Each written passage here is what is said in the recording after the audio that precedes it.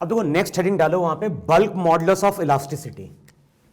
अभी तक हमने बात करी थी यंग मॉडुलस ऑफ इलास्टिसिटी की, और हम बात कर रहे हैं किसकी? हम लोग बात करने जा रहे हैं बल्क मॉडुलस ऑफ इलास्टिसिटी की।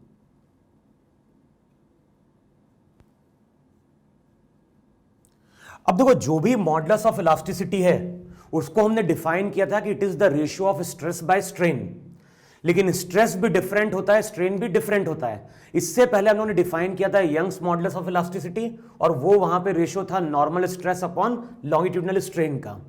अब जब हम बल्क मॉडुलस ऑफ इलास्टिसिटी की बात करते हैं तो बल्क मॉडुलस को हम लोग क्या डिफाइन कर रहे हैं? बल्क मॉडुलस को हम डिफाइन कर रहे हैं कि रेशियो है। किसका रेशियो है? तो ये रेशियो है वहां पे volume stress, volume stress upon volume strain.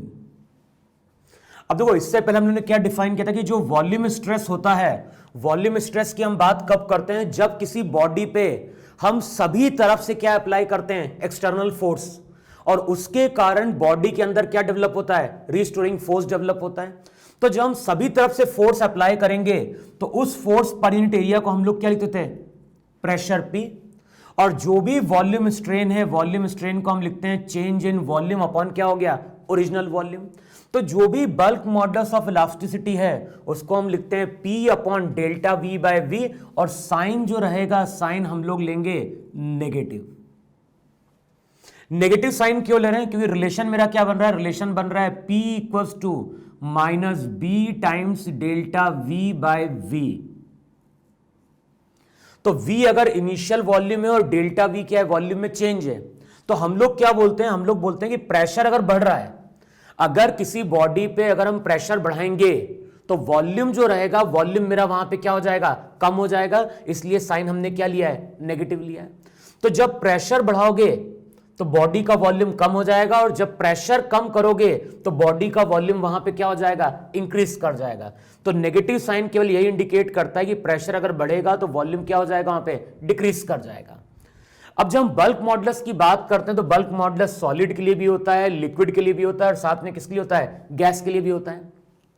अब मैं अगर बोल रहा हूं कि मेरे पास सॉलिड है, साथ में मेरे पास लिक्विड है और गैस भी है। हम सॉलिड, लिक्विड, गैस तीनों की बात कर रहे हैं। अब देखो जो भी सॉलिड है, लिक्विड या गैस है, यानी एक हम सब्सटेंस की बात कर रहे हैं। फर्स्ट केस में हम सॉलिड सब्सटेंस ले रहे हैं, सेकंड केस में लिक्विड ले रहे हैं, तीसरे केस में हम गैस ले रहे हैं, और तीनों का वॉल्यूम मेरा इनिशियली क्या है? सेम है। हम लोग यहां पे तीन सब्सटेंस की बात कर रहे हैं, एक है सॉलिड, दूसरा लिक्विड, तीसरा गैस, और तीनों का इनिशियल वॉल्यूम मैंने क्या लिया है? सेम लिया है। अब इन तीनों सब्सटेंस पे, सॉलिड पे, लिक्विड पे और गैस पे, तीनों पे हम सेम अमाउंट का प्रेशर अप्लाई कर रहे हैं। तीनों पे हम क्या कर रहे हैं? सेम अमाउंट का प्रेशर अप्लाई कर रहे हैं। तो अब देखो इस रिजल्ट को अगर देखोगे तो जो भी बल्क मॉडुलस ऑफ इलास्टिसिटी है उसको मैंने क्या लिखा है? इसको लिखा है मैंने minus P of delta V by V। अब जब हम सॉलिड, लिक्विड और गैस तीन सब्सटेंस की बात कर रहे हैं और तीनों का इनिशियल वॉल्यूम क्या है? सेम है, तो V नॉट हो गया इनिशियल वॉल्यूम जो सेम है। तीनों पे हमने क्या किया है? इक्वल अमाउंट का प्रेशर अब क्या किया है? अप्लाई किया है। तो P भी वहां पे क्या हो गया? कांस्टेंट हो गया। अब बताओ तीनों पे अगर मैं सेम अमाउंट का प्रेशर अप्लाई करूंगा तो किसके वॉल्यूम में चेंज सबसे ज्यादा आएगा? तो अगर हम गैस की बात कर रहे हैं तो गैस का वॉल्यूम क्या होगा? सबसे ज्यादा क्या होगा? चेंज होगा।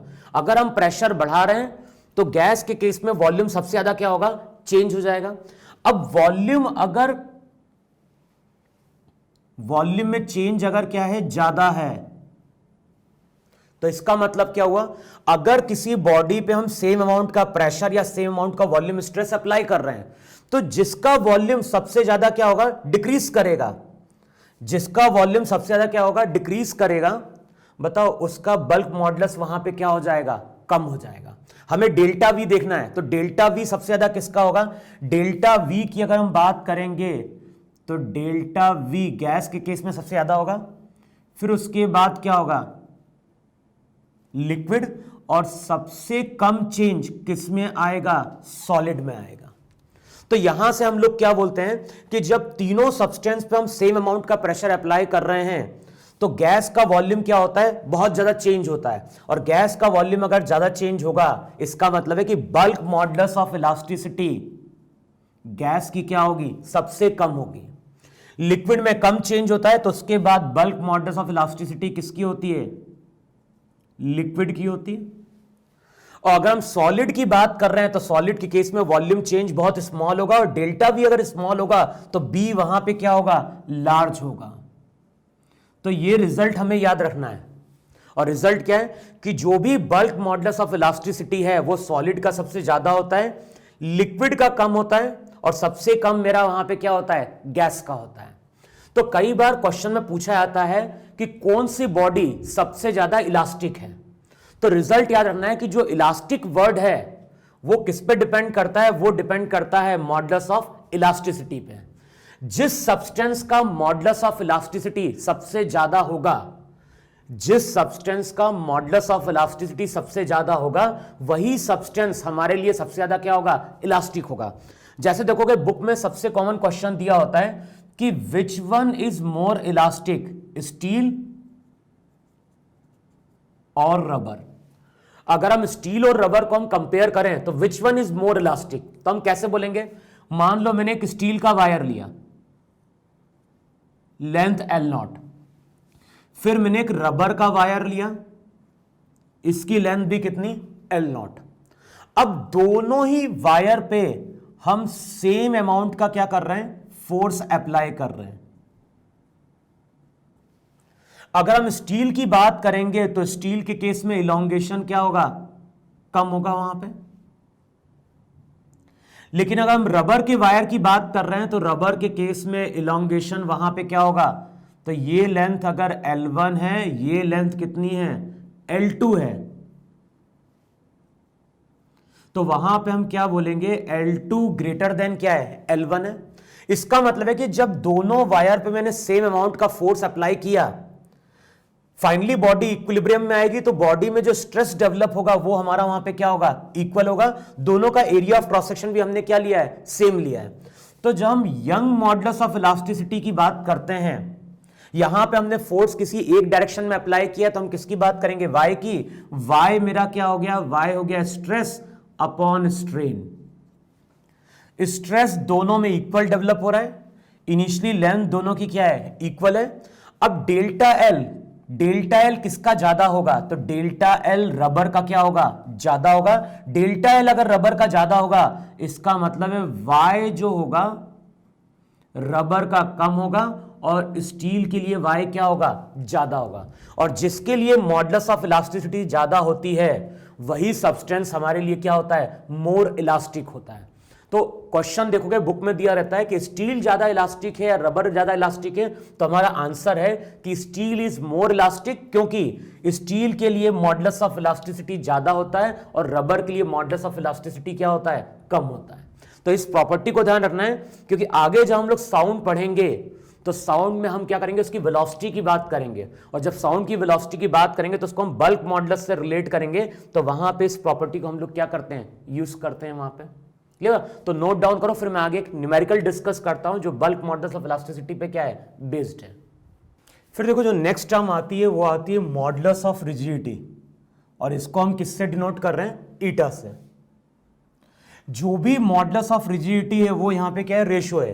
किसका रेशो है, तो ये रेशो है वहां पे शियर स्ट्रेस अपॉन,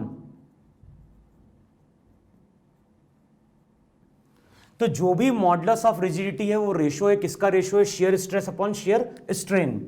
और इससे पहले हम लोग डिस्कस कर चुके थे वहां पे कि अगर कोई ब्लॉक है और ब्लॉक के लोअर एंड को हमने यहां पे क्या कर दिया है, फिक्स कर दिया है, और जो भी ब्लॉक था उसके टॉपमोस्ट सरफेस पे हमने अप्लाई किया था फोर्स, और ये फोर्स कैसा था, टेंजेंशियल था। जब हम इस तरह से टेंजेंशियल फोर्स अप्लाई करते हैं तो उस केस में ऊपर वाली जो लेयर रहती है वो स्लाइड करने की कोशिश करती है, तो ब्लॉक इसमें क्या डेवलप करता है, रिस्टोरिंग फोर्स। फिर वहां पे हमने ये भी डिस्कस किया था कि जब इस तरह से हम टेंजेंशियल फोर्स अप्लाई करते हैं तो बॉडी का जो शेप रहता है वो यहां पे क्या होता है, चेंज हो जाता है। और रिजल्ट वहां पे क्या था, इनिशियली जो लेयर वर्टिकल थी वो लेयर अब फाई एंगल से क्या कर जाती है, इंक्लाइन कर जाती है। तो जो भी मॉडुलस ऑफ रिजिडिटी होगी वो यहां पे हो जाएगी शियर स्ट्रेस।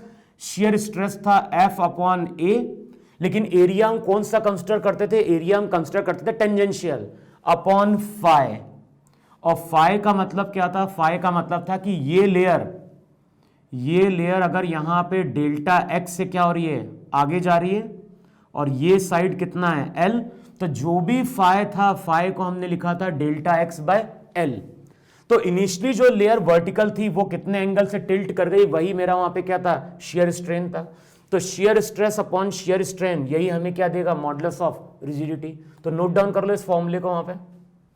अब देखो नेक्स्ट यहां पे हेडिंग डालो वहां पे, elongation in wire due to its own weight. अभी तक हम जिस वायर की बात कर रहे थे वो वायर मेरा कैसा था, मासलेस था। अब मैं अगर बोल रहा हूं कि मेरे पास एक वायर है जिसका मास m है और उसकी नेचुरल लेंथ कितनी है, L0 है। अब जो भी वायर है, इस वायर को हमने सीलिंग के एक एंड से क्या कर दिया है, फिक्स कर दिया है। अब देखो अगर इस वायर का मास होगा तो जो भी अर्थ रहेगी, अर्थ इसके ऊपर क्या अप्लाई करेगी, ग्रेविटेशनल पुल अप्लाई करेगी। तो अब इस वायर पे क्या होगा, एक एंड से सीलिंग फोर्स अप्लाई करेगी, दूसरे एंड से कौन फोर्स अप्लाई कर रहा होगा, दूसरे एंड से फोर्स अप्लाई कर रहा होगा ग्रेविटी। तो इन दोनों फोर्स के कारण अब ये वायर वहां पे क्या कर जाता है, इलोंगेट कर जाता है। अगर वायर हमारा मासलेस होता तब तो वहां पे वायर का कोई इलोंगेशन नहीं होता, लेकिन अभी हम जिस वायर की बात कर रहे हैं इस वायर का मास है, और वायर का अगर मास होगा तो ये वायर अर्थ के कारण अब एक्सपीरियंस करेगा ग्रेविटेशनल पुल, और इस ग्रेविटेशनल पुल के कारण अब ये वायर क्या कर जाएगा, इलोंगेट कर जाएगा वहां पे। तो जो भी वायर है, वायर का मास गिवन है m, लेंथ गिवन है L0, और साथ में वायर का गिवन है यंग मॉडुलस ऑफ इलास्टिसिटी। अब मुझे अगर कैलकुलेट करना है तो हम कैसे कैलकुलेट करेंगे, तो फॉर्मूला वहां पे क्या था, फॉर्मूला था y equals to stress upon strain. Stress हमारा नॉर्मल था और स्ट्रेन हमारा क्या था, लॉन्गिट्यूडनल स्ट्रेन थी। अब जो भी स्ट्रेस था, स्ट्रेस का मतलब था restoring force per unit area, और रीस्टोरिंग फोर्स का मतलब यहां पे क्या हो गया, tension developed in this string या tension developed in this wire. और लॉज ऑफ मोशन में ऑलरेडी हम लोग डिस्कस कर चुके थे वहां पे कि अगर वायर का मास होगा तब तो हर जगह टेंशन मेरा वहां पे क्या होगा, डिफरेंट होगा। तो सबसे पहले हम क्या करेंगे, यहां पे y डिस्टेंस पे एक एलिमेंट लो, और जो भी एलिमेंट हमने लिया है इस एलिमेंट की नेचुरल लेंथ यहां पे dy है। तो इस वायर में हम क्या कर रहे हैं, y डिस्टेंस पे dy थिकनेस का एक एलिमेंट ले रहे हैं, dy इस एलिमेंट की ओरिजिनल लेंथ है।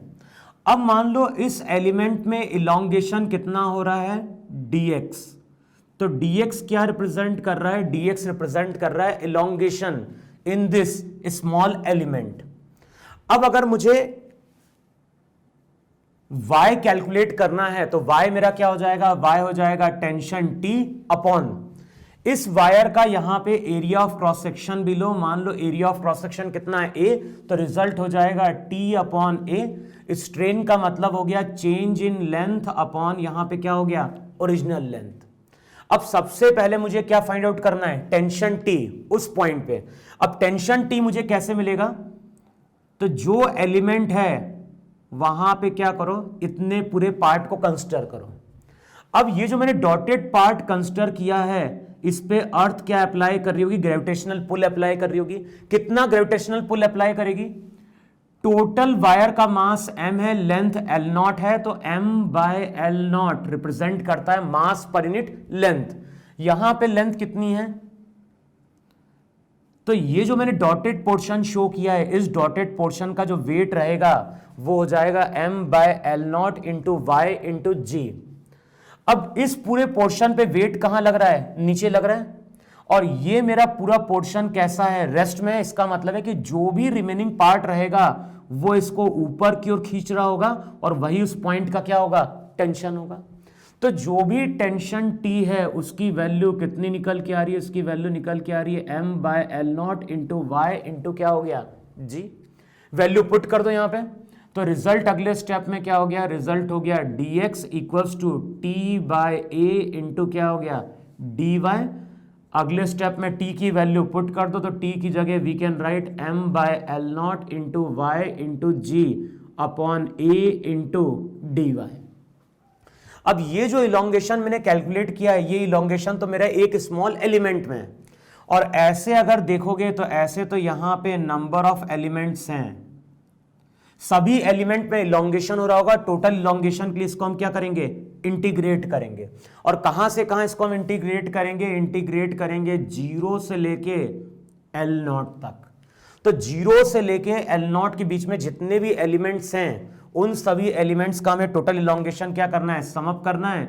इंटीग्रेशन ऑफ डीएक्स को, जो इंटीग्रेशन ऑफ dx है वो हमें दे देगा टोटल इलोंगेशन, और टोटल इलोंगेशन कितना हो जाएगा, M G L naught a constant है, M G L naught a constant है। y का इंटीग्रेशन कितना हो गया, वाई स्क्वायर बाय 2, और लिमिट कहां से कहां पुट करनी है, 0 से लेके एल नॉट तक। तो टोटल इलोंगेशन मेरा निकल के आता है एम जी, एक एल नॉट भी कैंसिल आउट होगा तो एल नॉट अपॉन, अच्छा साथ में यहां पे क्या होगा, साथ में यहां पे यंग मॉडुलस ऑफ इलास्टिसिटी भी होगा। तो रिजल्ट यहां पे हो जाएगा M G L naught by 2ay। m into G क्या रिप्रेजेंट कर रहा है, m इंटू जी रिप्रेजेंट कर रहा है इस वायर का वेट भी, तो इसको हम ऐसा भी लिख सकते हैं w into L naught upon 2ay। इसका मतलब है कि अगर मेरे पास कोई वायर है या फिर मेरे पास कोई रॉड है, और उस वायर और रॉड का अगर मास है और उसको हम इस तरह से सीलिंग से हैंग करेंगे, तो उस वायर या उस रॉड में जो टोटल इलोंगेशन प्रोड्यूस होगा उसकी वैल्यू हो जाएगी M G L naught upon कितना 2ay। क्लियर हुआ, तो नोट डाउन कर लो इसको। अब देखो, इससे पहले हम लोग स्प्रिंग की बात कर चुके हैं लॉज ऑफ मोशन में, और वहां पे हम लोगों ने क्या डिस्कस किया था, वहां पे हम लोगों ने डिस्कस किया था कि अगर हमारे पास कोई स्प्रिंग है और मान लो जो भी स्प्रिंग है उसकी नेचुरल लेंथ यहां पे कितनी है, एल नॉट है। अब अगर इस स्प्रिंग को अगर हम क्या करते हैं, एफ फोर्स से खींचते हैं और इसको हम स्लोली खींच रहे हैं, तो जैसे हम स्प्रिंग के ऊपर एफ फोर्स अप्लाई करते हैं तो ये स्प्रिंग मेरी वहां पे क्या कर जाती है, इलोंगेट कर जाती है वहां पे। तो अगर स्प्रिंग की नेचुरल लेंथ एल नॉट थी, स्प्रिंग के ऊपर जैसे मैंने फोर्स अप्लाई किया तो अब ये स्प्रिंग मेरी क्या होगी, खिंच जाएगी। मान लो अगर स्प्रिंग में इलोंगेशन कितना है, स्प्रिंग में अगर इलोंगेशन y है, जब इस स्प्रिंग पे F फोर्स अप्लाई किया तो मान लो स्प्रिंग में इलोंगेशन कितना डेवलप हुआ, y। तो इस स्प्रिंग में जो भी फोर्स डेवलप होता था उसको हम लिखते थे k इंटू वाई, साइन लेते थे नेगेटिव, और नेगेटिव साइन केवल ये इंडिकेट करता था कि जो भी स्प्रिंग फोर्स है वो डिस्प्लेसमेंट के क्या है, ऑपोजिट है। लेकिन अगर हम मैग्नीट्यूड की बात करें तो स्प्रिंग फोर्स वहां पे होता था k इंटू वाई, वाई वहां पे इलोंगेशन था और k मेरा स्प्रिंग कांस्टेंट था। और ये जो k है, ये k किसकी प्रॉपर्टी है, ये प्रॉपर्टी है स्प्रिंग के मटेरियल की। तो स्प्रिंग में जब भी y से इलोंगेशन होता है तो स्प्रिंग में फोर्स डेवलप होता है k इंटू वाई, k वहां पे कांस्टेंट है, और ये किस पे डिपेंड करता है, ये डिपेंड करता है स्प्रिंग के मटेरियल पे। अब सेम ऐसा ही रिजल्ट कब बनता है, अगर मैं तुमसे बोलूं कि एक रॉड है,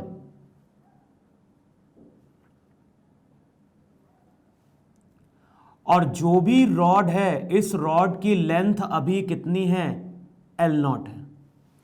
तो रॉड की लेंथ एल नॉट है, रॉड का area of cross section A, young modulus of elasticity कितना है, y। अब अगर इस रॉड के ऊपर मैं यहां पे क्या अप्लाई कर रहा हूं, फोर्स अप्लाई कर रहा हूं, तो जैसे ही रॉड के इस एंड पे हम फोर्स अप्लाई करेंगे तो ये रॉड मेरी यहां पे क्या होगी, इलोंगेट हो जाएगी वहां पे। और वहां पे हमने ये पहले डिस्कस कर चुके हैं कि जब इस रॉड के ऊपर हम एफ फोर्स अप्लाई करेंगे तो रॉड इनिशियली इलोंगेट होगी और फाइनली ये रॉड मेरी क्या होगी, इक्विलिब्रियम में आएगी। और जब ये रॉड इक्विलिब्रियम में आएगी तो इस रॉड के अंदर इस डायरेक्शन में क्या डेवलप होगा, रिस्टोरिंग फोर्स। और ये रीस्टोरिंग फोर्स किसके बराबर था? ये रीस्टोरिंग फोर्स अप्लाइड फोर्स के बराबर था, क्योंकि यहां पे अगर मैं इस पार्टिकल या मॉलिक्यूल की स्टडी करूं तो ये जो मॉलिक्यूल है, ये मॉलिक्यूल फाइनली मेरा इक्विलिब्रियम में है, और जब ये मॉलिक्यूल इक्विलिब्रियम में होगा तो इसके ऊपर नीचे फोर्स अप्लाई कर रहा है एक्सटर्नल एजेंट, और जो नियर बाय मॉलिक्यूल रहेगा इसके ऊपर फोर्स कहां अप्लाई करेगा? ऊपर की ओर।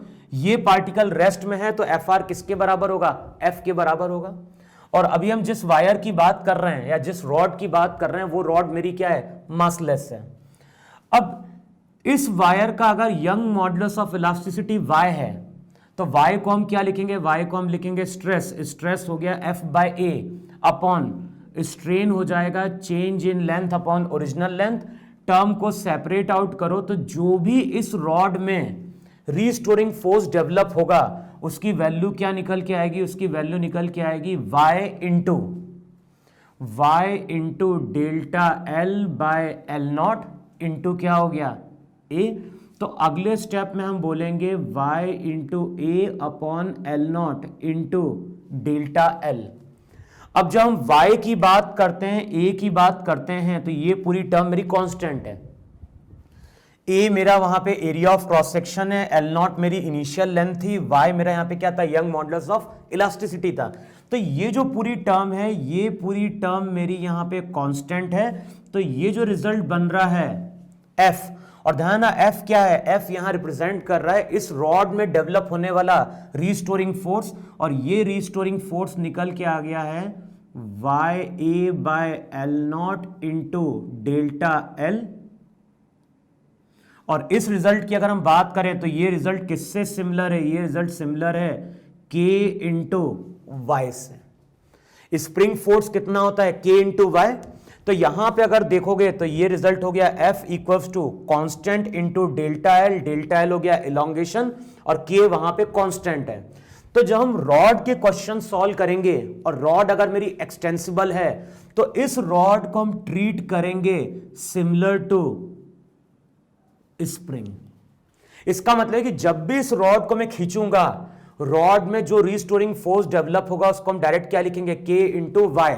लेकिन यहां पे जो k रहेगा, k का मतलब क्या है? यहां पे k का मतलब हो जाएगा y a by L not. Clear? तो जो भी रॉड है, अब रॉड को हम सिमिलर कंपेयर कर रहे हैं किससे? स्प्रिंग से। अब जैसे देखो, मान लो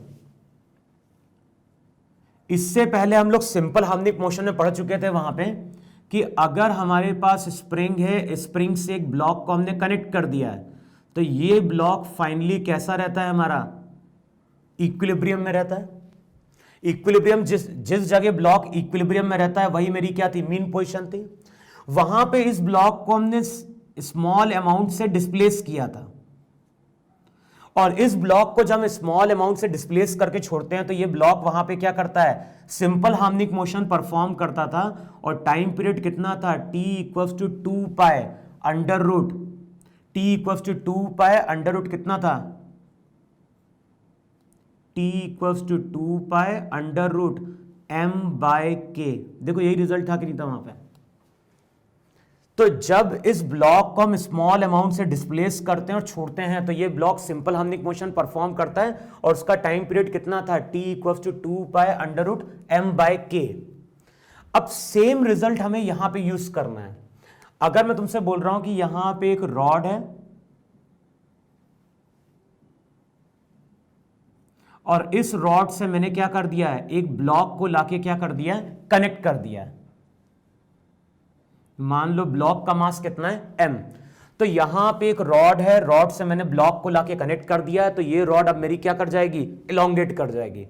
अब मैं अगर इस ब्लॉक को स्मॉल अमाउंट से डिस्प्लेस करता हूं, छोड़ता हूं, तो ये ब्लॉक भी यहां पे क्या करेगा? सिंपल हार्मोनिक मोशन परफॉर्म करेगा, और उसका टाइम पीरियड हो जाएगा t equals to 2 pi under root m। m यहां पे होगा मास ऑफ ब्लॉक, और k जो कांस्टेंट रहेगा, k का मतलब हो जाएगा y a by L naught. तो इस केस में यही मेरा यहां पे क्या होगा? टाइम पीरियड होगा।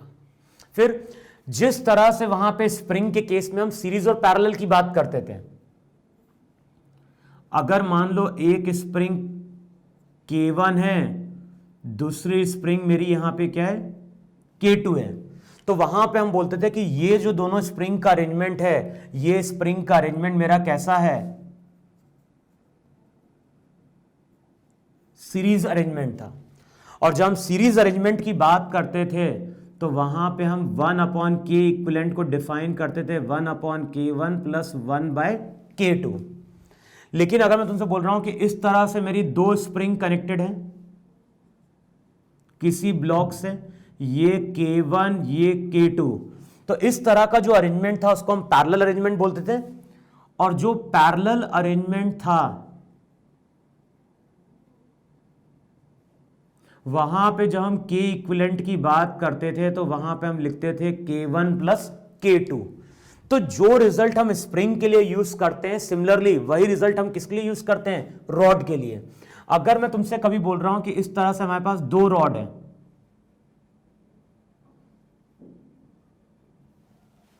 यहां पे हमारे पास दो रॉड हैं, एक रॉड का यंग मॉडुलस y1 है, area of cross section A1 है, ओरिजिनल लेंथ L1 है।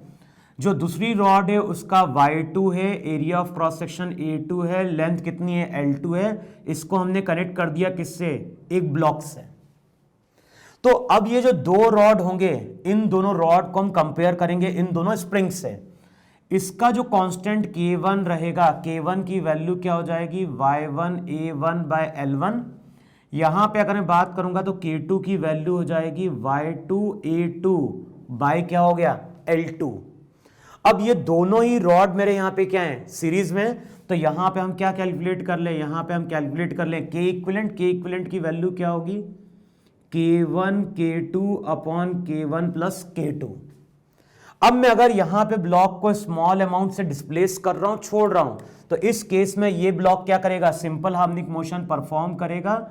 T इक्वल टू हो जाएगा 2π√m/k इक्विवेलेंट। और K इक्विवेलेंट मिलेगा जब मैं K1 K2 की वैल्यू यहां पे क्या करूंगा, पुट करूंगा। सबकी वैल्यू पुट करो तो यहां से हमें ब्लॉक का क्या मिल जाएगा, टाइम पीरियड मिल जाएगा। क्लियर हो? तो अगर हमारे पास नंबर ऑफ मासलेस रॉड हैं और उसको हम कई बार सीरीज में कनेक्ट करते हैं, कई बार पैरेलल में कनेक्ट करते हैं, तो वहां पे हम सिंपल हार्मोनिक मोशन में टाइम पीरियड कैलकुलेट करने के लिए बोलेंगे। तो वहां पे जो हमें टाइम पीरियड कैलकुलेट करना होगा, तो जो भी रॉड का अरेंजमेंट है उसको हमें स्प्रिंग से क्या करते हुए चलना है, कंपेयर करते हुए चलना है। क्लियर हुआ? तो इतना नोट डाउन करो, फिर मैं आगे रिलेट करता हूं कि यहां पे जब हम स्प्रिंग को वाई से इलोंगेट करते थे तो यहां पे स्प्रिंग के पास एनर्जी आती थी, और एनर्जी आती थी 12K इंटू वाई स्क्वायर। तो सेम रिजल्ट यहां पे एप्लीकेबल होगा। अगर मैं रॉड के ऊपर फोर्स अप्लाई कर रहा हूं और फोर्स के कारण ये रॉड क्या कर रही है, इलोंगेट कर रही है, तो अब इस रॉड में भी क्या होगी, पोटेंशियल एनर्जी स्टोर होगी। क्योंकि इससे पहले हम लोग डिस्कस कर चुके थे सेंटर ऑफ मास और कोलिजन में कि जब भी कोई बॉडी को हम डिफॉर्म करते हैं या जब भी कोई बॉडी अपना शेप चेंज करती है तो उस बॉडी में इलास्टिक पोटेंशियल एनर्जी आ जाती है वहां पे। तो यहां पे जब ये रॉड डिफॉर्म होगी तो ये रॉड यहां पे क्या करेगी, इलास्टिक पोटेंशियल एनर्जी क्या करेगी, स्टोर करेगी। तो इतना नोट डाउन करो, तो फिर मैं वहां पे पोटेंशियल एनर्जी का एक्सप्रेशन लिखता हूं फॉर दिस रॉड। तो नोट डाउन करो उससे पहले ये चीज।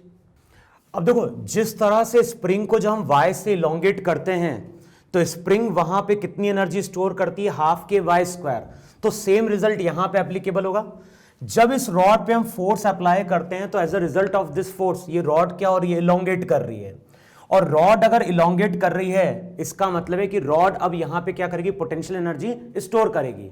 कि इससे पहले हम लोग मैकेनिक्स में पढ़ चुके हैं कि जब भी कोई बॉडी डिफॉर्म होती है तो as a result of deformation वो वहां पे क्या करती है, पोटेंशियल एनर्जी स्टोर करती है। तो जो फॉर्मूला यहां पे था वही फॉर्मूला मेरा यहां पे भी क्या होगा, एप्लीकेबल होगा। रिजल्ट मेरा क्या हो जाएगा, u equals to 12K। x की जगह अब मैं क्या लिखूंगा, x की जगह मैं लिखूंगा डेल्टा L का स्क्वायर, है कि नहीं। अब k की जगह हम लोग क्या पुट कर सकते हैं, तो जो भी u है, अब बताओ k का मतलब क्या है, k का मतलब है वहां पे पहले k की वैल्यू पुट कर दो, तो k की जगह हम पुट कर सकते हैं YA/L0 इंटू डेल्टा L का स्क्वायर। देखो ये कि नहीं वहां पे। और y का मतलब क्या है, y को अगर मैं कंपेयर करने जा रहा हूं किससे, स्ट्रेस और स्ट्रेन से, तो रिजल्ट हो जाएगा हाफ A/L0।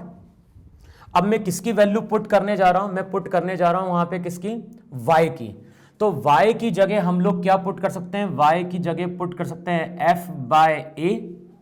देखो ए की नहीं वहां पे, तो y की जगह लिखो F/A into delta L/L0 into delta L का स्क्वायर। देखो ए की नहीं वहां पे, सबसे पहले हमने k की जगह पुट कर दिया YA/L0, YA/L0 into delta L का स्क्वायर, और y की जगह हम क्या पुट कर रहे हैं, y की जगह पुट कर रहे हैं F/A डेल्टा L/L0। तो अगले स्टेप में u कितना आ गया, u हो गया a से a वाली टर्म मेरी वहां पे क्या हो गई, कैंसिल आउट हो गई वहां पे। या फिर ऐसा करो कि एक a को लिख रहने दो वहां पे, ये जो F/A रहेगा, इसको a को भी कट मत करो, F/A ये रिप्रेजेंट कर रहा है वहां पे क्या है, स्ट्रेस, जो कि इस वायर में क्या हुआ है, डेवलप हुआ है। तो इसको हम क्या लिख देंगे, इसको हम लिख देंगे हाफ स्ट्रेस इनटू ये डेल्टा L0 और ये डेल्टा L0 क्या हो गया, कैंसिल आउट हो गया। तो बचा केवल कितना, A इंटू डेल्टा L। देखो यही कि नहीं वहां पे, अगले स्टेप में L0 से मल्टीप्लाई कर दो, L0 से वहां पे क्या कर दो, डिवाइड कर दो वहां पे। देखो यही कि नहीं वहां पे, तो रिजल्ट यहां पे क्या बन गया, U इक्वल्स टू हाफ,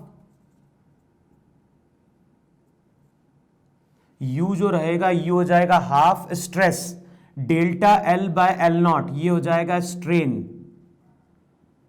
और A into L0, A into L0 represent कर रहा है total volume of this rod.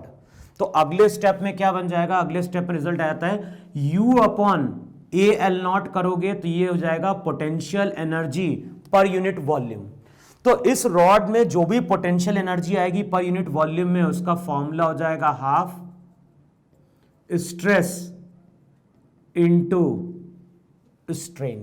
Clear हुआ। तो जब इस वायर को हम यहां पे क्या करेंगे, खींचेंगे, तो इस वायर में पोटेंशियल एनर्जी स्टोर्ड होगी, और जो भी पोटेंशियल एनर्जी स्टोर्ड होगी यूनिट वॉल्यूम में, उसका फॉर्मूला होता है हाफ स्ट्रेस इनटू स्ट्रेन। अब चाहो तो स्ट्रेस को हम स्ट्रेन से भी रिलेट कर सकते हैं वहां पे, तो चाहो तो लिख दो स्ट्रेस की जगह लिख दो y इंटू स्ट्रेन भी, तो इसको हम लिख सकते हैं हाफ y इंटू स्ट्रेन का स्क्वायर।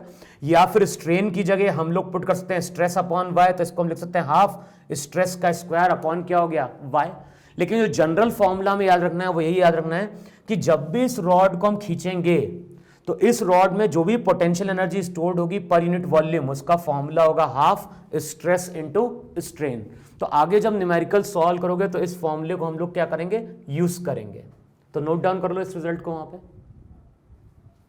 अब देखो, अब आगे हेडिंग डालो, और आगे हम लोग बात करेंगे किसकी, थर्मल स्ट्रेस की। तो नेक्स्ट हेडिंग डालो वहां पे थर्मल स्ट्रेस।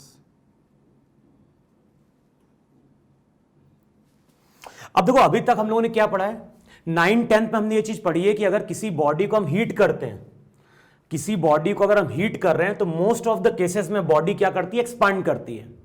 और अगर बॉडी को अगर हम क्या करें, कूल करें, तो उस केस में बॉडी क्या करती है, कॉन्ट्रैक्ट करती है। तो जैसे मैं अगर तुमसे बोल रहा हूं कि यहां पे मेरे पास एक रॉड है, और रॉड की लेंथ मेरी यहां पे क्या है, L0 है, और रॉड की लेंथ L0 है जब टेम्परेचर मेरा कितना है, T1। तो T1 क्या रिप्रेजेंट कर रहा है, T1 रिप्रेजेंट कर रहा है टेम्परेचर। तो मेरे पास एक रॉड है जिसकी लेंथ L0 है और इसका टेम्परेचर कितना है, T1 है। अगर मैं इस रॉड को हीट करूं, तो जैसे ही हम रॉड को हीट करेंगे इसकी लेंथ वहां पे क्या होगी, इंक्रीज कर जाएगी। तो मान लो रॉड का हमने टेम्परेचर इंक्रीज करा दिया, और T1 से टेम्परेचर हमने कितना कर दिया, T2। तो जैसे ही टेम्परेचर इंक्रीज करेगा, रॉड की लेंथ मेरी वहां पे क्या होगी, इंक्रीज कर जाएगी। और जो भी रॉड की न्यू लेंथ होती है उसको हम बोलते हैं L equals to L0 1 plus alpha delta T। अगर डेल्टा T मेरा पॉजिटिव है तो लेंथ मेरी वहां पे इंक्रीज करेगी, और डेल्टा T अगर नेगेटिव है तो लेंथ मेरी वहां पे क्या होगी, डिक्रीज करेगी। तो अगर हम किसी बॉडी को हीट कर रहे हैं तो या तो उसकी लेंथ बढ़ेगी, और अगर हम किसी बॉडी को कूल कर रहे हैं तो वो बॉडी वहां पे क्या होगी, कॉन्ट्रैक्ट करेगी। तो अभी हम इस केस में रॉड की बात कर रहे हैं, और रॉड को जब हम हीट कर रहे हैं, रॉड का टेम्परेचर इनिशियली T1 है, बाद में रॉड का टेम्परेचर T2 हुआ। तो जैसे ही रॉड का टेम्परेचर T2 होगा, T2 टेम्परेचर पे रॉड की न्यू लेंथ होती है L equal to L0 1 plus alpha delta T. जो अल्फा होता है उसको हम बोलते हैं कोफिशिएंट ऑफ लीनियर एक्सपांशन। और अभी इसलिए हम लोग अल्फा की बात कर रहे हैं क्योंकि जो भी डायमेंशन में चेंज आ रहा है वो केवल एक एक्सिस के अलोंग है। तो अल्फा यहां पे कोफिशिएंट ऑफ लीनियर एक्सपांशन है, और डेल्टा टी रिप्रेजेंट कर रहा है चेंज इन टेम्परेचर। तो अगर मैं किसी रॉड को हीट करूंगा तो रॉड की लेंथ वहां पे इंक्रीज कर जाएगी, और ये मेरी रॉड की क्या होगी, न्यू लेंथ होगी। अब मान लो मैं बोल रहा हूं कि यहां पे एक रॉड है, यहां पे एक रॉड है, रॉड के एक एंड को हमने क्या कर दिया, फिक्स कर दिया वॉल से, और रॉड की अभी लेंथ यहां पे कितनी है, L0 है, जब टेम्परेचर कितना है, T1 है। अगले स्टेप में हम क्या कर रहे हैं, अगले स्टेप में इस रॉड को हम क्या कर रहे हैं, हीट कर रहे हैं। अब देखो होता क्या है, अगर मैं रॉड को हीट करूंगा तो उस केस में यहां पे जो रॉड है, यहां पे रॉड का ये एंड फ्री है एक्सपांड करने के लिए। क्लियर क्या बोल रहा हूं, यहां पे मेरे पास एक रॉड है जिसका एक एंड फिक्स्ड है और टेम्परेचर T1 है। अब मैंने टेम्परेचर को इंक्रीज कराया और T2 ग्रेटर देन अगर T1 होगा तो उस केस में रॉड की टेंडेंसी एक्सपांड करने की है, और इस केस में रॉड का ये एंड फ्री है, और रॉड का ये एंड अगर फ्री है तो रॉड हमारी फ्रीली क्या कर जाएगी, एक्सपांड कर जाएगी। और अगर हम रॉड को हीट कर रहे हैं, अगर हम रॉड को हीट कर रहे हैं और रॉड की टेंडेंसी एक्सपांड करने की है और रॉड वहां पे फ्रीली एक्सपांड कर जा रही है, तो उस केस में कोई स्ट्रेस डेवलप नहीं होगा। अब देखो स्ट्रेस कब डेवलप होगा, तो देखो यहां पे अगर रॉड के एंड को अगर हमने फ्रीली छोड़ दिया, अगर रॉड के इस एंड को हमने फ्रीली छोड़ दिया तो जैसे ही हम टेम्परेचर बढ़ाएंगे ये रॉड की लेंथ इंक्रीज कर जाएगी, और जो भी इंक्रीमेंट होगा या जो भी इलोंगेशन होगा वो कैसे मिलेगा, तो L0 को इधर लेके आओ तो रिजल्ट होगा L minus L0 equals to L0 alpha delta T. L minus L0 ये क्या होता है, इलोंगेशन, और ये इलोंगेशन होता है L0 अल्फा डेल्टा टी के बराबर। तो इस केस में अगर रॉड का ये एंड फ्री होगा तब तो ये रॉड फ्रीली एक्सपांड कर जाएगी, और उसमें एक्सपांशन कितना होगा, L0 अल्फा डेल्टा टी। अब देखो थर्मल स्ट्रेस कब डेवलप होता है, थर्मल स्ट्रेस डेवलप होता है कि अगर इसी रॉड के दोनों एंड को हमने फिक्स कर दिया, अगर यहां पे रॉड के दोनों एंड को हमने फिक्स कर दिया, रॉड की लेंथ अभी कितनी है, यहां पे L0 है, टेम्परेचर कितना है, T1 है। अब मान लो मैंने क्या किया, मैंने टेम्परेचर को इंक्रीज कराया,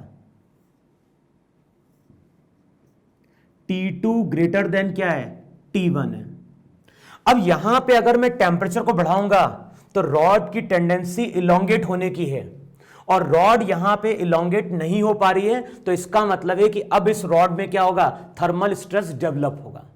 तो ये रिजल्ट ध्यान रखना है कि थर्मल स्ट्रेस कब डेवलप होगा, अगर हम कोई बॉडी की बात कर रहे हैं या फिर हम रॉड की बात कर रहे हैं और रॉड के टेम्परेचर को अगर बढ़ा रहे हैं तो रॉड की टेंडेंसी एक्सपांड करने की है, और रॉड के एक्सपांशन को हम क्या कर दें, प्रिवेंट कर दें, तो उस केस में बॉडी में क्या डेवलप होगा, थर्मल स्ट्रेस डेवलप होगा।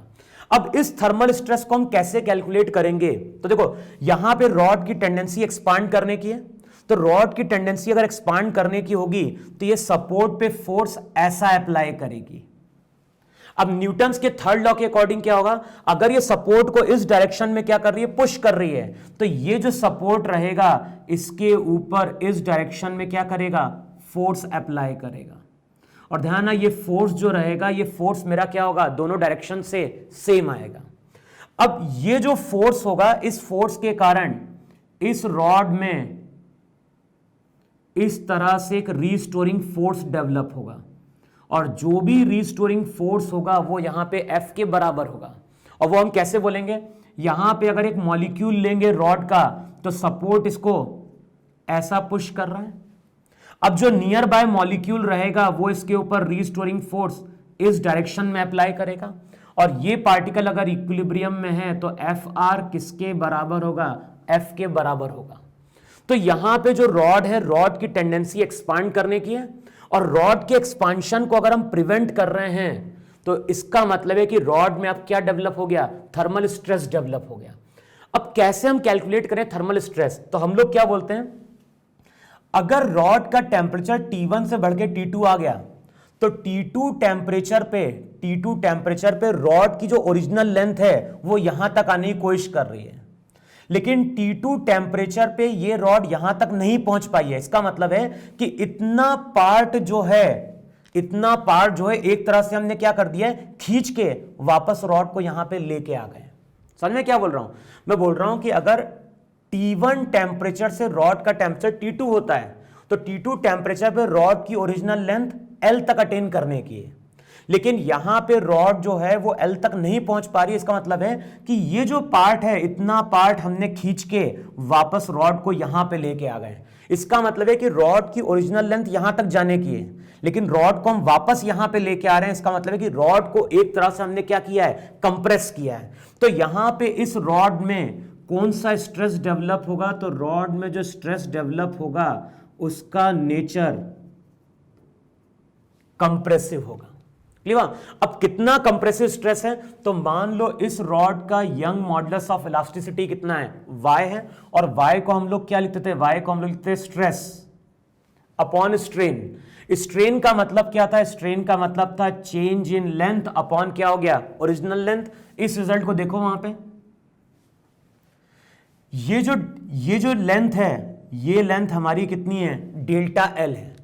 तो रॉड यहां तक जाने की कोशिश कर रही है, लेकिन रॉड के डेल्टा एल पार्ट को हमने क्या कर दिया है, कंप्रेस कर दिया है। तो इसके कारण इस रॉड में कंप्रेसिव स्ट्रेस डेवलप हुआ है, और अगले स्टेप में delta L by L not, इसकी वैल्यू कितनी हो जाएगी, अल्फा डेल्टा टी। तो delta L by L not की जगह पुट करो अल्फा डेल्टा टी, तो जो भी थर्मल स्ट्रेस आएगा उसकी वैल्यू हो जाएगी y into alpha into delta T.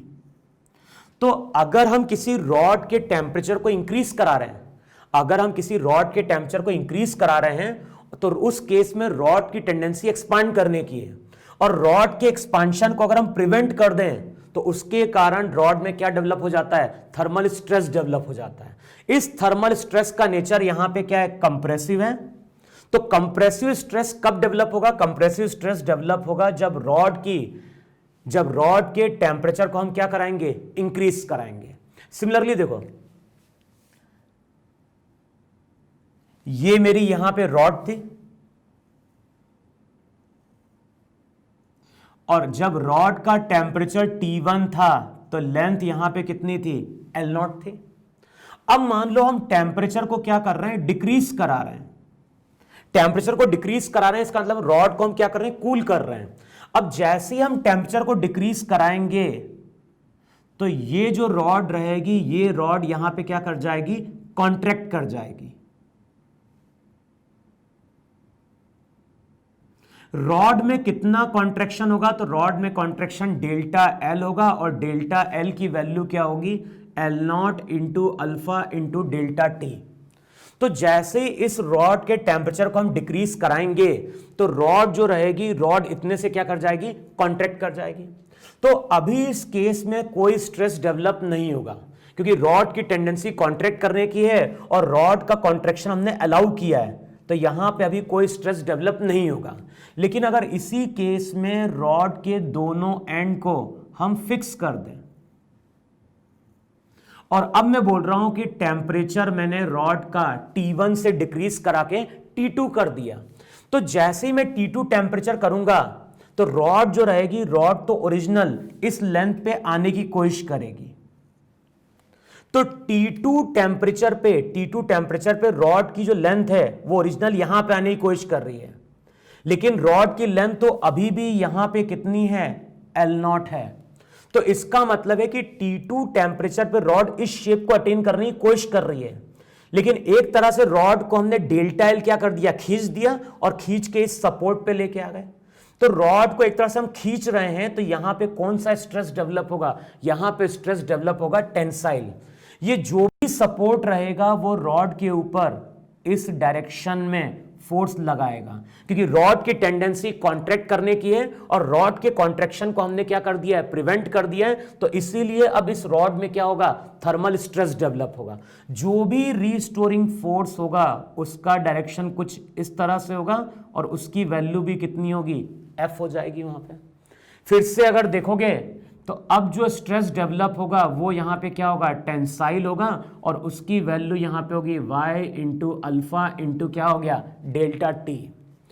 तो ये मेरा यहां पे टेंसाइल स्ट्रेस है, ये मेरा वहां पे कंप्रेसिव स्ट्रेस है। इस टेंसाइल स्ट्रेस को हम लिख सकते हैं force, restoring force per unit area.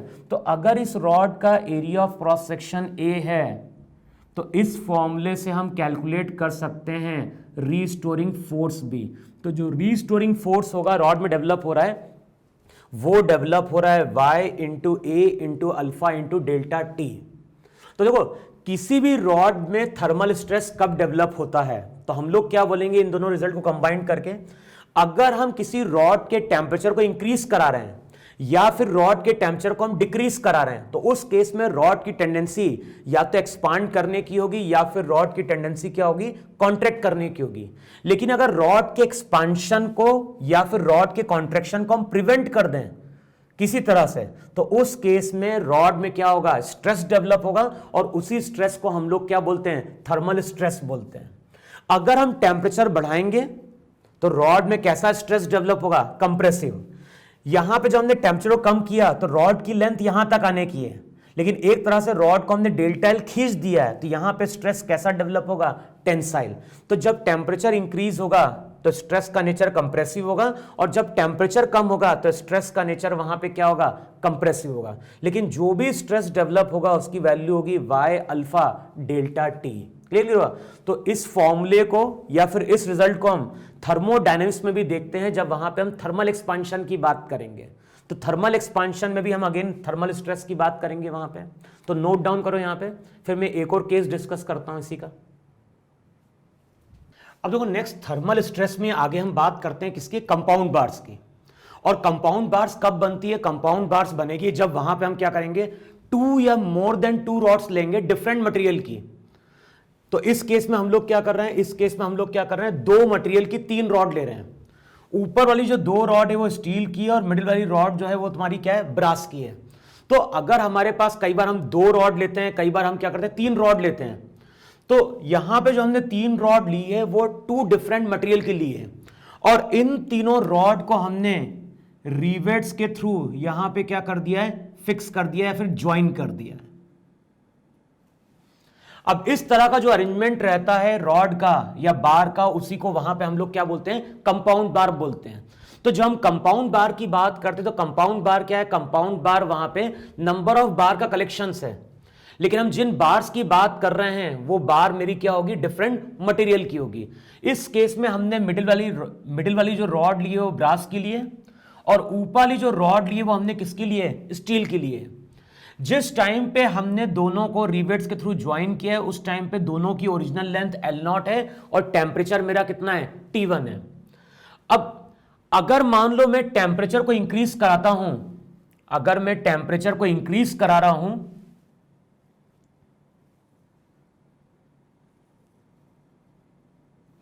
अभी हम किसकी बात कर रहे हैं, हम बात कर रहे हैं किसकी, स्टील की।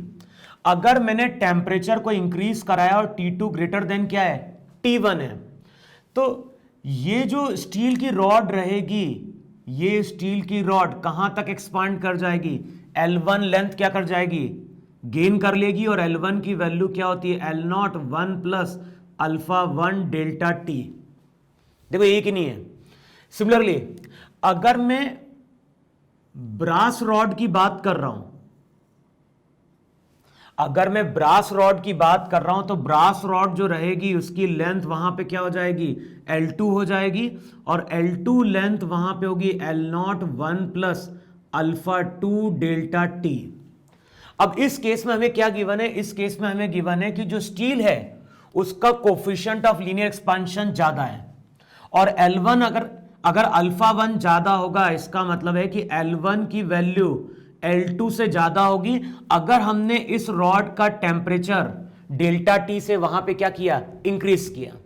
तो अभी जो भी रॉड थी उसका टेम्परेचर यहां पे कितना है, T1 है। अब अगले स्टेप में हम क्या कर रहे हैं, अगले स्टेप में हम टेम्परेचर को इंक्रीज करा रहे हैं, और टेम्परेचर को इंक्रीज करा के हम कितना लेके आ रहे हैं, T2 लेके आ रहे हैं। अब जैसे ही हम टेम्परेचर को इंक्रीज कराएंगे तो सबसे पहले हम क्या कर रहे हैं, सबसे पहले हम इमेजिन कर रहे हैं कि अगर ये रिवेट्स नहीं होती तो क्या होता।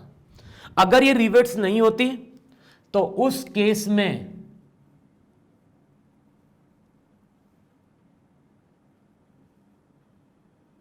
अगर रिवेट नहीं होती तो उस केस में दोनों या तीनों ही रॉड मेरी क्या होती, फ्री होती एक्सपांड करने के लिए।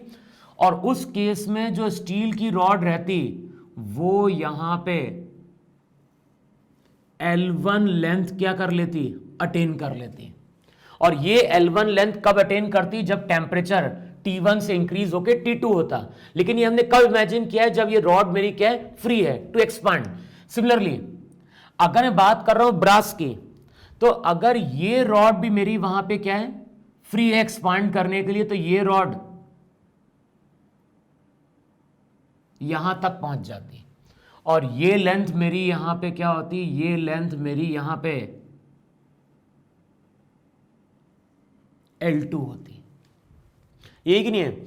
अब देखो यहां से लेके यहां तक की जो लेंथ होगी उसको मैं बोलूंगा डेल्टा L2। तो डेल्टा L2 क्या है, डेल्टा L2 ब्रास में मेरा यहां पे क्या एक्सपांशन है। अगर मैं इस रॉड को क्या कर रहा हूं, फ्री छोड़ रहा हूं और यहां से इधर लेके आओगे तो रिजल्ट हो जाएगा L2 माइनस L0, ये हो जाएगा डेल्टा L2। देखो ये कि नहीं है, L2 minus L0 delta L2 है, और डेल्टा L2 की वैल्यू हो जाएगी L0 into alpha 2 into delta T. Similarly ये जो रॉड है इसको अगर मैंने फ्री छोड़ दिया होता तो ये कितने से एक्सपांड कर जाती है, डेल्टा L1 से एक्सपांड कर जाती, और डेल्टा L1 की वैल्यू क्या होती, L0 इंटू अल्फा 1 इंटू क्या हो गया, डेल्टा टी। और डेल्टा L1 का मतलब होता है L1 माइनस L0।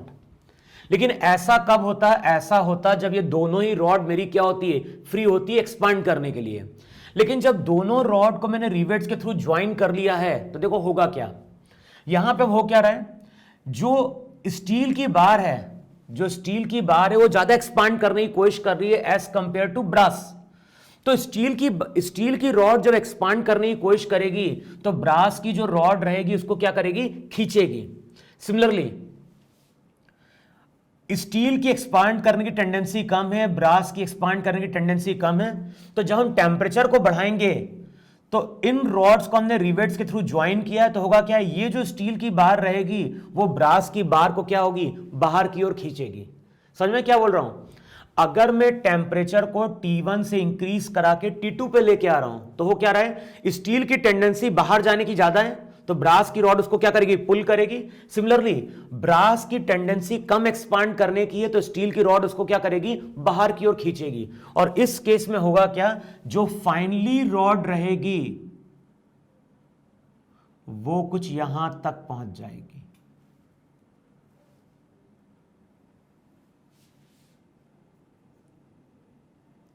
तो जो भी कंपोजिट रॉड रहेगी, कंपोजिट रॉड की लेंथ ना तो L1 जाएगी ना ही L2 जाएगी, बल्कि जो कंपोजिट रॉड रहेगी उसकी लेंथ फाइनली क्या होगी, फाइनली जो लेंथ आएगी वो L2 से ज्यादा होगी लेकिन L1 से क्या होगी, कम होगी। अब इसका मतलब है कि T2 टेम्परेचर पे ब्रास रॉड की टेंडेंसी यहां तक जाने की है, लेकिन ब्रास की रॉड यहां तक पहुंच रही है। इसका मतलब है कि इतने से ब्रास की रॉड को हमने क्या कर दिया है, खींच दिया है। और ब्रास की रॉड को अगर हम इतने से खींच रहे हैं तो उसके कारण यहां पे क्या होगा, टेंसाइल स्ट्रेस डेवलप होगा। तो ये जो ब्रास की रॉड है अब इसमें यहां पे टेंसाइल स्ट्रेस डेवलप हो रहा होगा। सिमिलरली जो स्टील की रॉड है वो यहां तक जाना चाहती है लेकिन ब्रास की रॉड उसको खींच के वापस यहां तक लेके आ रही है। इसका मतलब है कि जो स्टील की रॉड है उसमें डेवलप होगा कंप्रेसिव स्ट्रेस, और कितना हमने कंप्रेस कर दिया है, तो इतना पोर्शन हमने रॉड का यहां पे क्या कर दिया है, कंप्रेस कर दिया है।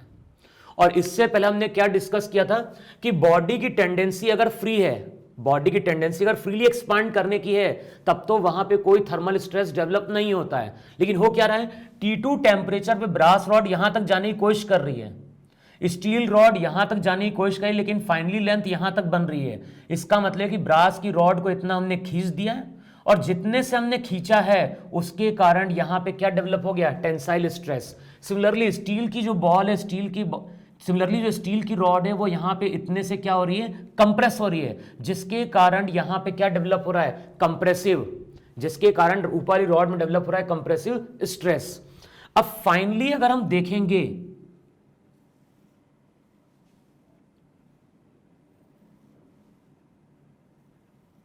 फाइनली जो रॉड की लेंथ है वो यही है L। अब सबसे पहले फोर्स का डायरेक्शन देखो, वहां पे जो भी स्टील की बार है, स्टील की बार बाहर जाने की कोशिश कर रही है, तो जो ब्रास की रॉड रहेगी वो इसको इस डायरेक्शन में क्या करेगी, खींचेगी। और ध्यान रखना दोनों एंड पे फोर्स सेम होगा, क्योंकि दोनों एंड पे फोर्स अगर सेम नहीं हुआ तब तो ये रॉड पे नेट अनबैलेंस्ड फोर्स बन जाएगा। अब न्यूटन्स के थर्ड लॉ के अकॉर्डिंग क्या होगा, ब्रास की रॉड अगर स्टील वाले को अंदर की ओर खींच रही है, तो स्टील की रॉड ब्रास को बाहर की ओर खींचेगी। सिमिलरली ये रॉड और ये रॉड मेरी आइडेंटिकल है, तो ये जो ब्रास की रॉड रहेगी इस स्टील की रॉड को अगेन यहां पे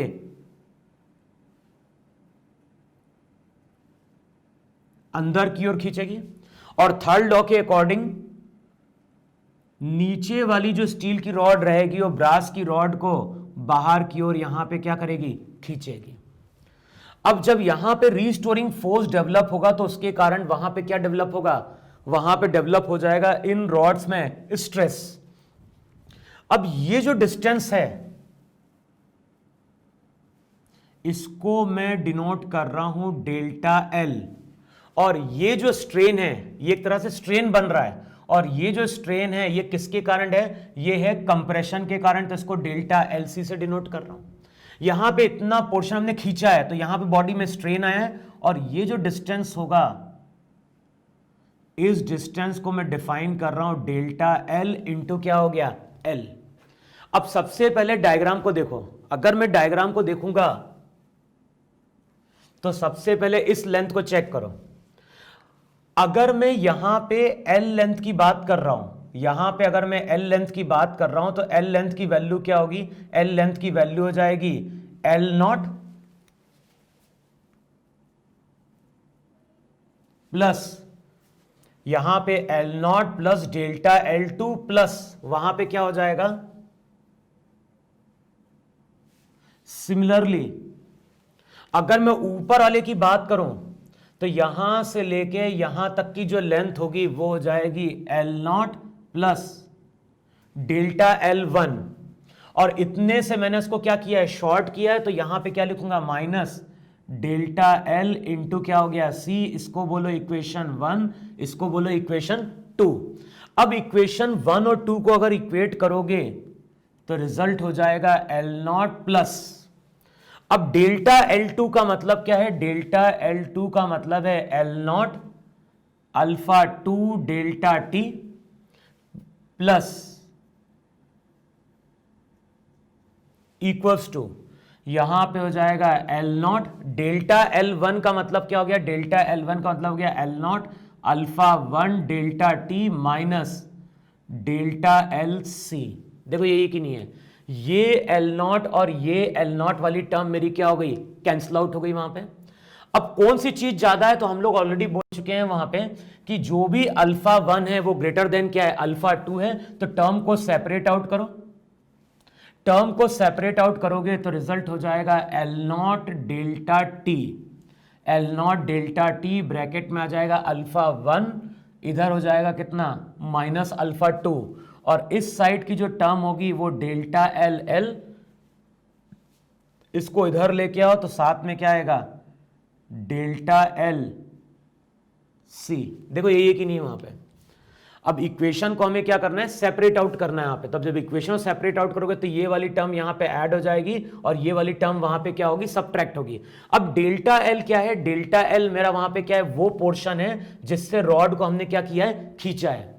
अब रॉड में जो भी स्ट्रेस डेवलप होगा उसको हम रिलेट कर सकते हैं, और फॉर्मूला हमें क्या मालूम था, फॉर्मूला हमें मालूम था वहां पे कि y जो भी रहता है y को हम लोग लिखते हैं स्ट्रेस अपॉन स्ट्रेन। स्ट्रेन क्या होता है, चेंज इन लेंथ अपॉन क्या हो गया, ओरिजिनल लेंथ। स्ट्रेस को हम लोग क्या बोलते थे, स्ट्रेस को हम लोग बोलते थे फोर्स, रीस्टोरिंग फोर्स अपॉन क्या हो गया, एरिया ऊपर एल नॉट, यहां पे क्या हो गया, डेल्टा एल। तो जो भी इलोंगेशन या कंप्रेशन होता है उसका फॉर्मूला क्या बनता है, उसका फॉर्मूला बनता है restoring force L naught upon A into Y. यहां पे जिन तीनों रॉड की बात कर रहे हैं तीनों का एरिया ऑफ क्रॉस सेक्शन वहां पे क्या है, सेम है।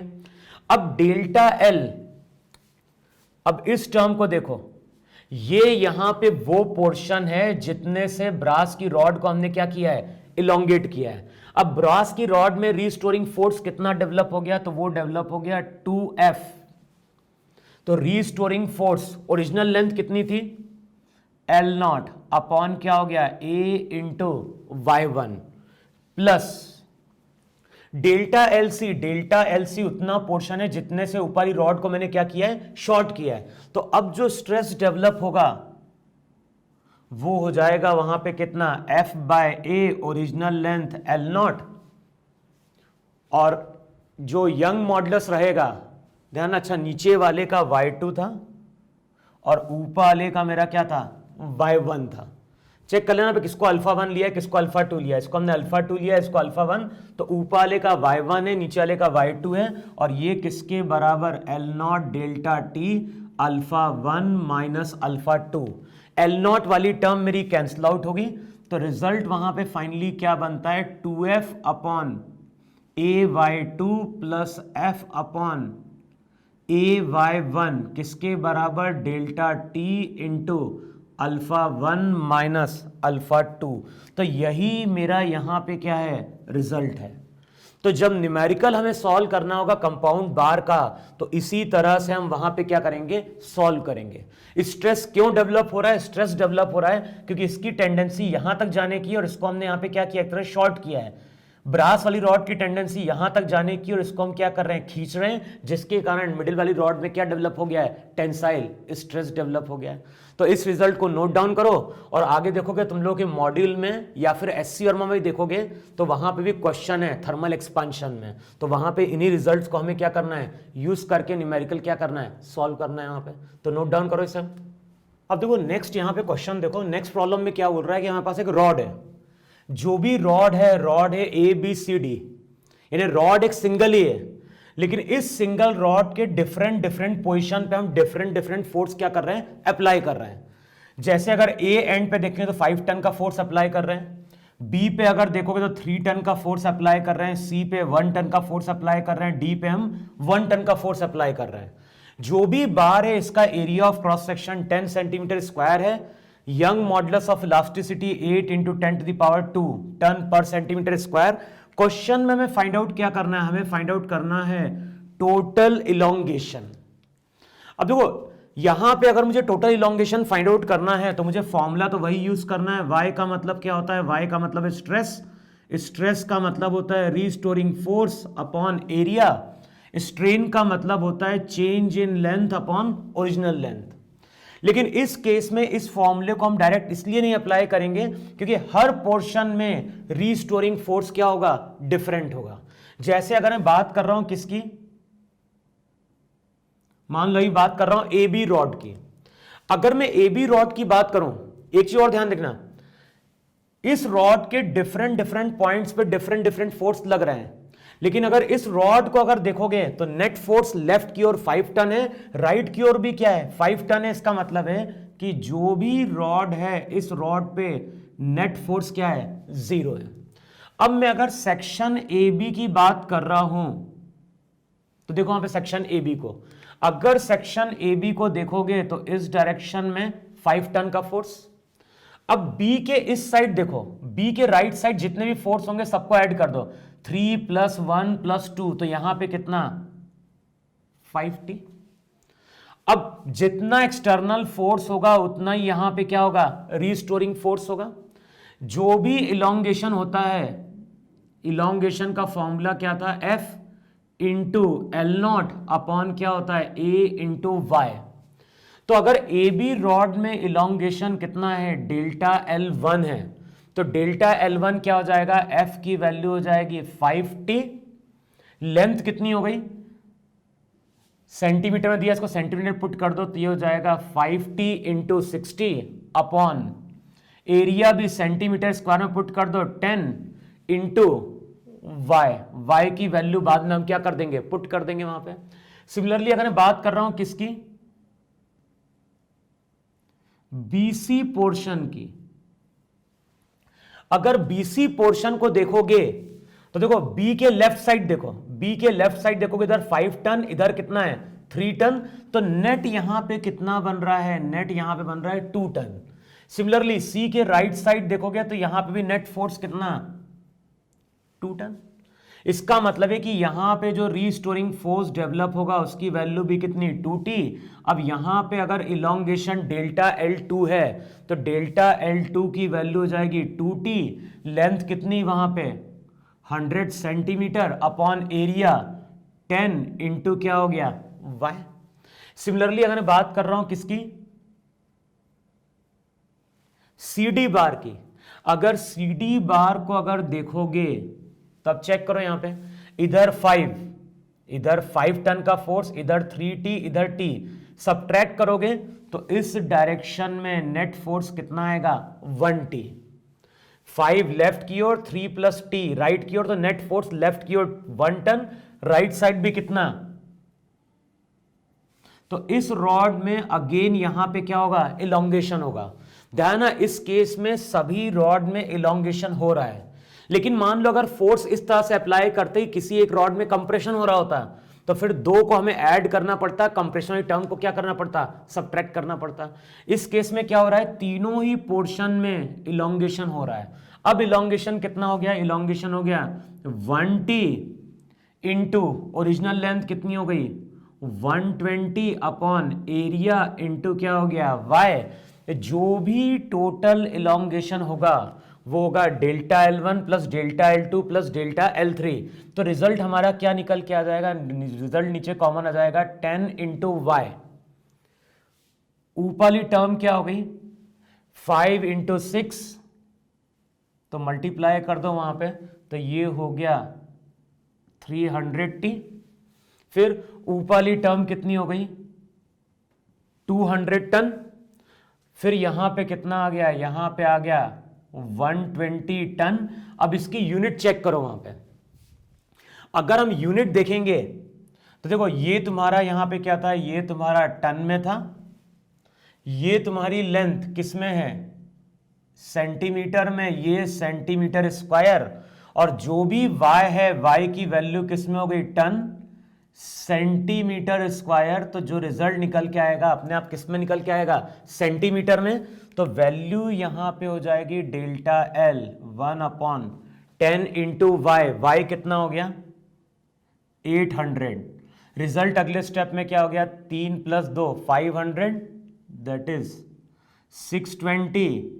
ये वाली टर्म भी कैंसिल आउट होगी, 62/800 सेंटीमीटर। यही हमारी यहां पे क्या होगी, इस रॉड में टोटल इलोंगेशन होगी।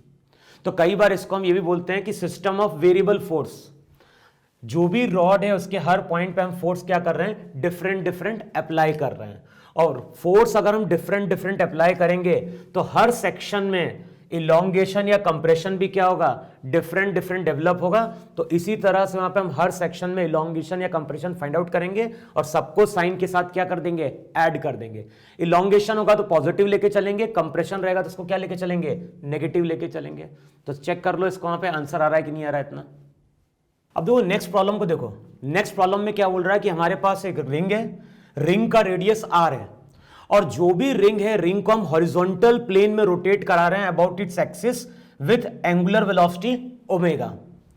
जो भी रिंग है, रिंग की डेंसिटी दी हुई है रो, रिंग का ब्रेकिंग स्ट्रेस दिया है सिग्मा। ब्रेकिंग स्ट्रेस का मतलब क्या है कि ये मैक्सिमम स्ट्रेस है जिस पे रिंग क्या कर जाएगी, ब्रेक कर जाएगी। तो सिग्मा वहां पे दिया है ब्रेकिंग स्ट्रेस, रो वहां पे दिए रिंग की डेंसिटी, और सिग्मा बाय जो रो है उसका रेशो 4 है, और ये एसआई सिस्टम में। आर की वैल्यू 1 मीटर है। जो भी रिंग है, रिंग के मटेरियल का young modulus of elasticity y है। क्वेश्चन में क्या फाइंड आउट करना है, क्वेश्चन में फाइंड आउट करना है एंगुलर वेलोसिटी ओमेगा, जिसपे कि ये रिंग मेरी क्या कर जाए, ब्रेक कर जाए। और इससे पहले हम लोग पढ़ चुके हैं कि कोई भी चीज फेल कब होती है, कोई भी चीज फेल तभी होगी जब उस पे लगने वाला स्ट्रेस उसकी टेंसाइल स्ट्रेंथ को क्या करेगा, क्रॉस करेगा। टेंसाइल स्ट्रेंथ का मतलब उसके ब्रेकिंग स्ट्रेस को क्या करेगा, क्रॉस करेगा। तो हमें सबसे पहले क्या फाइंड आउट करना है, सबसे पहले हमें फाइंड आउट करना है यहां पे कि स्ट्रेस कितना डेवलप होगा अगर हम किसी रिंग को ओमेगा एंगुलर वेलोसिटी से रोटेट कराएं। तो रिंग अगर ओमेगा एंगुलर वेलोसिटी से रोटेट कर रही है तो यहां पे इस तरह से एक एलिमेंट लो। अब ये जो भी हमने एलिमेंट लिया है इसकी कुछ लेंथ होगी, तो इस एलिमेंट की लेंथ dl है, और इसने सेंटर पे एंगल कितना सबस्टेंड किया है, थीटा। तो अब डायग्राम मेरा कुछ इस तरह से होगा, इस तरह से मेरा यहां पे एक स्मॉल एलिमेंट है। जो भी स्मॉल एलिमेंट है इसने सेंटर पे एंगल कितना सबस्टेंड किया, इसने सेंटर पे एंगल सबस्टेंड किया है थीटा। अगर इस एलिमेंट का मास वहां पे dm है तो मास को हम क्या लिखेंगे, मास को हम लिखेंगे डेंसिटी इंटू वॉल्यूम। वॉल्यूम यहां पे क्या हो जाएगा, अगर A में मान रहा हूं एरिया ऑफ क्रॉस सेक्शन,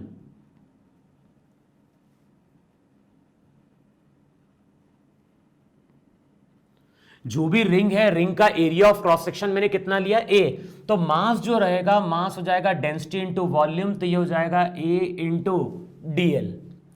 अब थीटा और डीएल को हम रिलेट कर सकते हैं। थीटा इक्वल्स टू क्या होता है, आर्क अपॉन रेडियस। तो डीएल की जगह we can put R into D theta.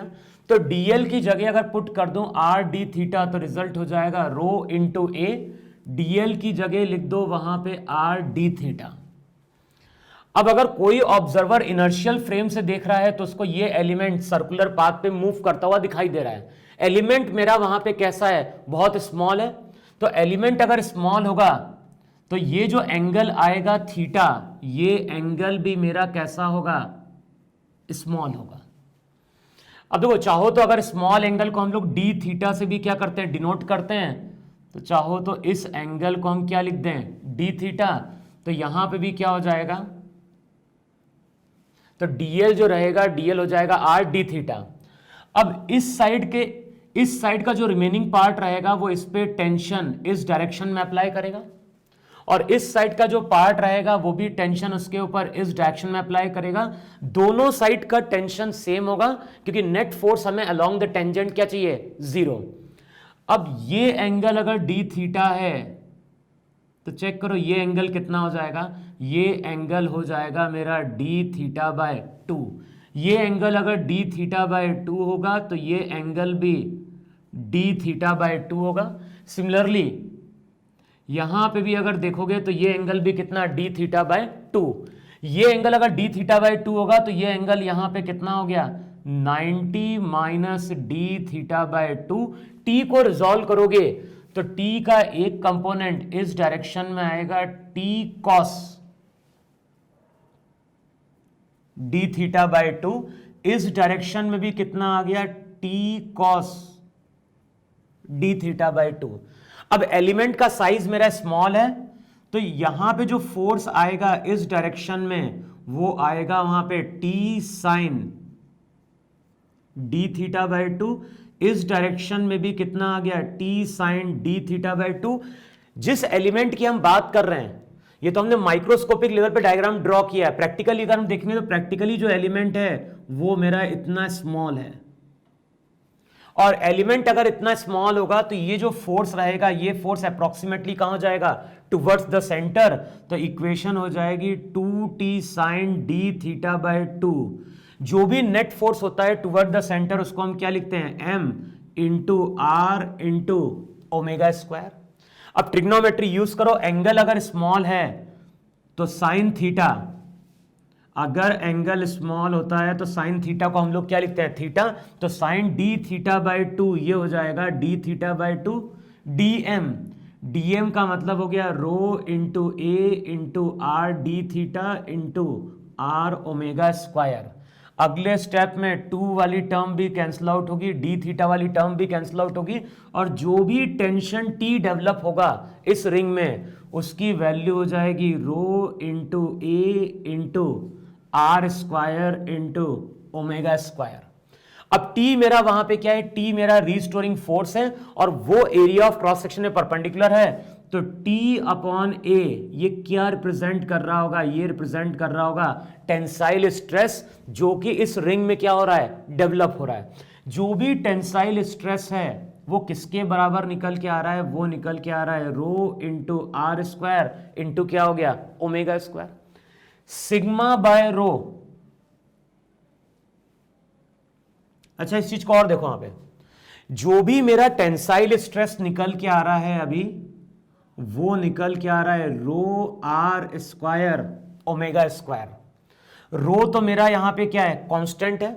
Solid object की बात कर रहे हैं तो आर अभी हम क्या करेंगे, आर में जो चेंज आएगा वो बहुत स्मॉल होगा, तो उसको अप्रोक्सीमेटली अभी हम क्या मानेंगे, कांस्टेंट ही मानेंगे।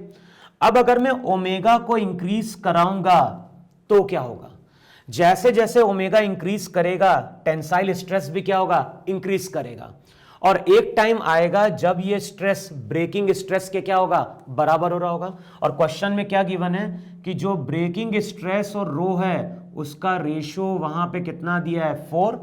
रेडियस मेरा कितना दिया है, रेडियस मेरा दिया है 1 इंटू ओमेगा स्क्वायर। तो ओमेगा कितना निकल के आएगा, ओमेगा निकल के आएगा 2 रेडियन पर सेकेंड।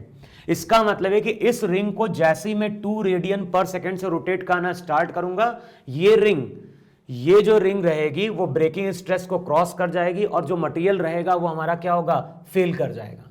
इसी केस में अगर मैं क्वेश्चन में तुमसे पूछता कि इस रिंग में रेडियस में चेंज कितना आया, तो रेडियस में अगर चेंज मुझे कैलकुलेट करना होगा तो हम कैसे कैलकुलेट करेंगे। इनिशियली लेंथ, इस रिंग को अगर मैं स्ट्रेट कर दूं तो इनिशियली लेंथ वहां पे क्या हो जाएगी, 2 पाई आर थी इनिशियली। बाद में क्या होगा, जब इसको हम रोटेट कराएंगे तो इसकी लेंथ थोड़ी स्लाइटली क्या हो गई, इंक्रीज कर गई। तो अब जो लेंथ आएगी वो आ जाएगी 2 पाई आर डैश। जो भी चेंज इन लेंथ आएगा, चेंज इन लेंथ कितना हो जाएगा, चेंज इन लेंथ हो जाएगा 2 pi R dash minus R. तो डेल्टा एल हो जाएगा 2 पाई इंटू डेल्टा आर। देखो यही कि नहीं है। अब जो भी y था, y को हम लोग क्या लिखते हैं, y को हम लिखते हैं स्ट्रेस अपॉन स्ट्रेन। स्ट्रेन क्या होता है, change in length upon original length. तो ये मेरा चेंज इन लेंथ है, इसको डिवाइड कर दो ओरिजिनल लेंथ से, तो ओरिजिनल लेंथ मेरी क्या हो गई, 2 पाई आर। तो 2 पाई कैंसिल आउट होगा, रिजल्ट क्या हो जाएगा, डेल्टा आर बाय आर। तो अगले स्टेप में रिजल्ट क्या हो गया, रिजल्ट हो जाएगा delta R equals to sigma T into क्या हो गया, आर अपॉन वाई। देखो चेक करो यही बन रहा है कि नहीं बन रहा है। एल नॉट ऊपर जाएगा और L naught delta L by L naught, इसको मैंने क्या लिखा है, इसको मैंने लिखा है sigma T upon delta R into R. Delta R इधर जाएगा, sigma T R upon Y. Sigma T मेरा वहां पे क्या है, टेंसाइल स्ट्रेस है, और टेंसाइल स्ट्रेस कितना था, टेंसाइल स्ट्रेस था rho omega square R square into R, कितना हो गया, आर क्यूब बाय वाई। तो यही मेरा यहाँ पे स्मॉल अमाउंट का रेडियस में क्या है, इंक्रीमेंट है यहाँ पे। क्लियर हुआ। तो नोट डाउन करो इस क्वेश्चन को वहां पे।